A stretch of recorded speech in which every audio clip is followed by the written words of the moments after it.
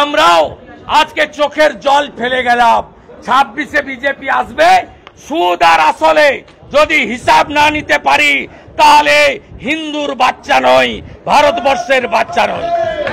অভিষেক ব্যানার্জি নির্দেশ দিয়েছিল এখানকার জেলা পুলিশকে যে কোনোভাবে শুভেন্দু অধিকারীকে এবং এমএলএদের বারুইপুরে ঢুকতে দেওয়া যাবে না।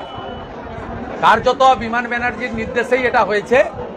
গৌতম দাস এবং জয়ন্ত ভদ্র, একজন কর্মাধ্যক্ষ আর একজন হচ্ছে ভাইস চেয়ারম্যান বারুইপুর মিউনিসিপ্যালিটি, এরা একটি বিশেষ সম্প্রদায়ের হুলিগ্যান 100 দিনের কাজের লোক পৌরসভার জোর করে আনা এবং এসএইচজি গ্রুপের মহিলাদের তাদেরকেও মনে হয়েছে জোর করে আনা, 2 জায়গায় জমায়েত করেছে এবং নট লেস দ্যান 1000 করে।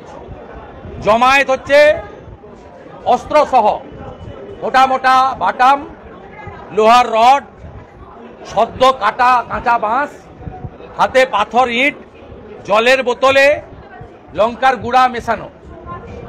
এক অভিনব দৃশ্যের সাক্ষী পশ্চিমবঙ্গ বিধানসভার প্রায় 50 জন বিজেপি এমএলএ, বিরোধী দলনেতা, শতাধিক সাংবাদিক এবং কয়েক শত পুলিশ, ইনক্লুডিং আমাদের সেন্ট্রাল ফোর্স যারা আমাদের পিএসও আছে, তারা তো ল অ্যান্ড অর্ডার মেনটেন করতে পারেন না, তারা আমাদের বডিকে সেভ করেন।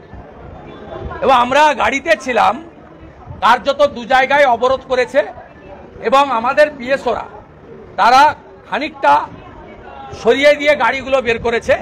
ওদের নির্দেশই ছিল যে বারুইপুর ঢুকার মুখে যে অবরোধটা ছিল ওইখানে আটকে দেওয়া। কিন্তু আমরা প্রাণ যায়, তবুও আমাদের যে 3000 কর্মী জমায়েত হয়েছিল বারুইপুর শহরের মধ্যস্থলে, আমরা সেখানে পৌঁছাবো, আমরা একবারে অঙ্গীকারবদ্ধ ছিলাম, ডু অর ডাই। দ্বিতীয় বাধাতেও ব্যাপকভাবে গাড়িতে লাঠি দেওয়া হয়েছে। আমার গাড়িটা এই কনভয়ের 4 নম্বরে ছিল। আমার গাড়িটা অ্যাডিশনাল এসপি বারুইপুর এই জেহাদি গুন্ডা এদেরকে চিহ্নিত করে দেন। আমি খুব স্লো ওদের মাঝখানে এসেছি, ওরা আমার বাবা তুলে মাইকে গালাগালি করেছে। 88 বছরের প্রবীণ রাজনীতিবিদ শিশির অধিকারী, তার নাম ধরে ধরে অশ্রাব্য ভাষায় গালিগালাজ করেছে।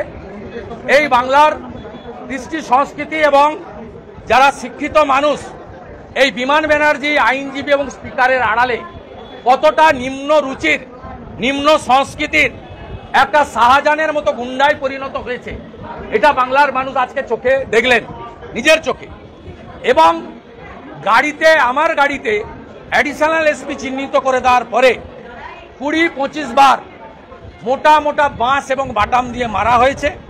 কাঁচটা ভাঙেনি, কিন্তু গাড়ির বহু জায়গায় ওই আঘাতের দাগ চিহ্ন দেখতে পাবেন।